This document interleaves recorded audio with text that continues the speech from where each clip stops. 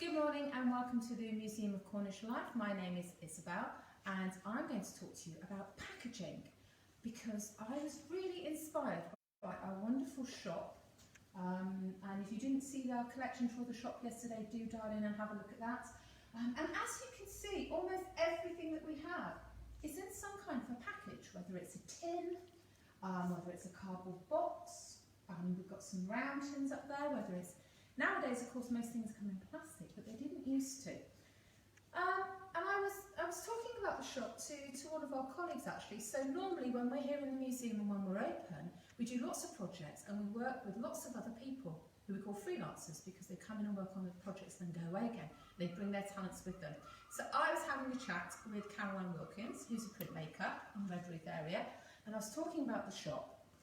And she was saying how she loves printing and she loves our printing presses. And we've got a little film about those as well if you want to have a look back at that. And we were chatting about, how could we look at our packaging and what could we do? And she said, I know, I'm going to make you some lettering that's been inspired by the packaging. And I was like, really? How on earth do you do that? That sounds really complicated. It's not as complicated as you think, but it is a little bit tricky. But I'm very lucky because Caroline sent me a parcel in the post. And she sent me these brilliant printing blocks. And if you look in, they're just made out of cardboard. I know, don't they look fantastic? And as I said, some of the things I like. So I like the Lion's T. So if you look at that A, and then I don't know, camera person, if you can look up, you can see it looks like the A because she's copied that design. And another one, which is probably a bit clearer, is the Y.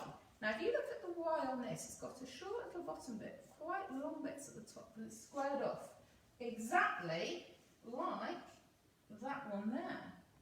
So this is what I'm hoping that you're going to do after this little film. You're going to have a look around and see what kind of letters you like to have a go at making your own packaging. Now, before you start, word of warning, this could get a bit messy, okay? Because I'm going to use paint today. You can also use homemade paints, as we did in a film a little while back, using coffee. I tried that yesterday, that also works brilliantly. But before you start, make sure you've covered an area, put some newspaper down, or even do it outside, because you might get a little bit mucky. I've got a cloth, obviously. So, first things first, get yourself some cardboard. Now, this is quite nice and chunky. Okay, and as you can see, it's like the ones that Caroline made.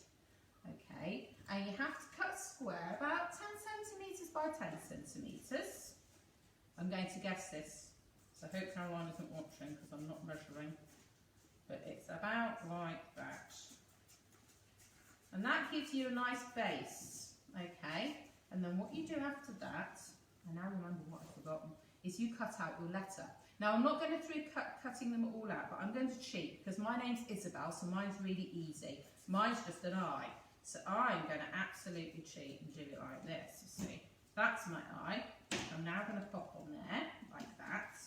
As you can see, I've now got it slightly raised up, so that when you pop it in the paint, you're just going to get your letter. You're not going to get your whole cardboard surround. Now, if you haven't got any thick cardboard like this at home, maybe like me, you've been eating pizza and you've got thin cardboard. It also works with thin cardboard, but in a slightly different way. So as you can see, I've cut out an X, and that's from that thin cardboard. But to stop myself getting messy and to stop it when you press down on it making another imprint of the back, I've just made a little handle to go on top because I found that easier. Okay? So have a look around you, see the things that you like. Maybe there's a serial you really like, or maybe there's a film that's really cool and the title's in some cool funky font, or maybe there's a game that you enjoy playing, or maybe you'll be inspired by the alphabet or the letters of your own name. It can be anything at all, okay? So first of all, you've got to make yourself some letters. Once you've done that, okay, and then what you do, sorry I should have said, is you stick them on with glue, okay? I'm not going to stick them on now because it does take a little while to dry. But if you look, you can see these are just glued down. I'm going to lift this one ever so sorry Caroline. But if you can see, it's just been glued on like that. Leave it to dry and give it quite a long time to dry, okay? And if you're doing the thin cardboards, I did a little heart and I put a thing on, and I found that I needed to dance along to one of my favourite songs, which was about 5 minutes to make sure that that dried properly.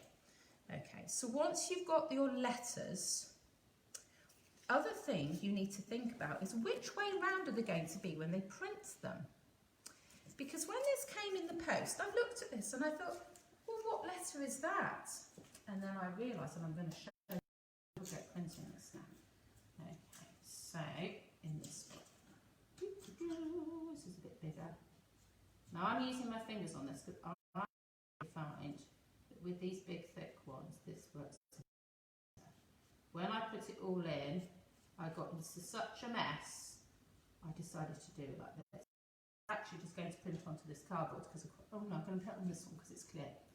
So when I press it down, now this is the important bit. You've really got to press it down and press it down evenly, which is why in our collection we have some machines that do this.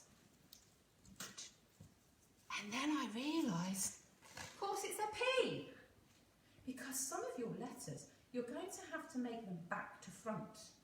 Have a go and experiment and see what happens. Some letters, if like me, you've got an easy name that begins with an I, doesn't matter, it's the same way round. Or an X, it's the same way round. Or a H, that's really easy. But a P, that's a bit trickier one as well. And it also depends whether you're doing big letters, uppercase, or whether you're doing little letters, lowercase. Okay? Because again, you're going to need potentially to do them back to front. And in any printing set that you would see, a lot of the letters would be back to front. So I'm just going to do that too. This is where I'm getting mucky. See? Okay, so as you can see, these are rather brilliant. Where's my little bit of roll? Like my fingers. Now, once you've made your letters, one thing I would say if you've got some time is if you give them a coat with PVA glue, it makes a little protective surface between the base of the letter because can you see that one's stained blue now? Whereas if I put a bit of PVA over the top and left that to dry, I'd be able to use it a few more times, okay? So, printing. But I can hear you saying, well, what's the point of me printing all these things? What am I going to do with it? This is where the packaging comes in. Look back at our packaging. You can see on everything there's printing to tell you what's inside the package and who made it. Now, I'm sure at this time of year, you're beginning to think about Father's Day, possibly, and what present are you going to make? I'd like you to think about how are you going to present that present. In fact, you might be making a present for anybody. You might be making a present for your mum, sisters, brothers, aunties, uncles, grandparents, somebody next door. The dog or cat might have been particularly good. They might want a present as well. But it's quite tricky, isn't it, at the moment? We're not going out to the shops as much, so we need to make our own packaging. So have a look around in your house to see what you can find. One thing that I found, because I thought somebody might want to make some cakes, be really nice if you want to make cakes, but you need quite a deep thing to put cakes in. These are just old fruit containers that I had, and I looked at them and thought, well, they'd be great, but how do I keep them together? So I came up with a little plan, and I don't know, but you might have some of these bits of ribbon inside your clothes. Sometimes when you buy clothes, especially adult clothes, they've got things to tie up. Yeah, they kind of look like this. I cut mine out because I get annoyed with them. And actually they come in really useful as little ties. So if you can see here, what I've done is I've tied them through like that to close that side. Obviously not close this side up yet because I want to put something in it, hopefully something yummy, scrummy. And like that would be good enough, but then I thought, well, how is anybody going to know that this present's from me? So because my name is Isabel, I thought, right, I need my own branding, and I decided my branding is going to be an eye. Where's that beautiful one that Caroline made? There we go, beautiful eye like this. And I like red, so I'm going to make a little sign to go on top. I do like using fingers, it's much easier than brushes, I found. And you do get a bit mucky, but I think you get a good result. So I'm having an eye right on the top there. And this eye is quite a funky eye, and actually it came from a design of a rice pudding tin that Caroline saw, and she quite liked the shape, so she used it, and I like it as well. Let's see. brilliant eye. And because I like to put kisses on things, because I like to give kisses to people, and I can't give real kisses at the moment, so I made myself a little heart. And I'm going to have a yellow one, even though I don't really like yellow. But on printing, it comes out all like that. Lovely and gloopy. Oop, nearly did it upside down, rookie mistake. Oh. Oops. Now I'm going to leave that on there just for a few seconds, because that is slightly thinner. I find I have to leave, oh, squishy squish. Print, print, print, print. Oh, I've made a rookie mistake. I put too much on. Oh, that's gone a bit squishy. Right, let's do that one again. I'm going to put it back. Now to mess with that. This is where your felt tips come in. I'm just going to draw around it. Okay, that's it. This is why I got Caroline to do this, because she's much more professional than me. So, I now have my little card to go with it. However, if you take a bit of time and effort, what you can make is something rather more beautiful that looks like this, which is Caroline's version against mine, which isn't quite so good. But it's more me, isn't it? Because I'm a bit messy. So once you've done that, you can pop that on there, and you've got yourself, use your other ribbons, get 2 other ribbons, pop them through the holes, and just tie them up in the same way that I've done at the back. Or if you think that's too much faff, I'm sure everybody's eating eggs, just peel off the top there. You've got a great base for printing on, okay? I'm going to use one of Caroline's again because they're so much better than mine. I'm going to go for R. Again, look at this R, back to front. Let's go for blue. I've not used blue very much. And the lovely thing with the egg box is it's nice and absorbent, and it's a great surface. Oh, she says yes. 1, 2, 3, 4, 5. Cross everything. Look at that, brilliant. Now, with my colleague Rachel, if it was her birthday, and it's quite soon, I might put something in there and make a little present. Okay, and she'll know it's for her.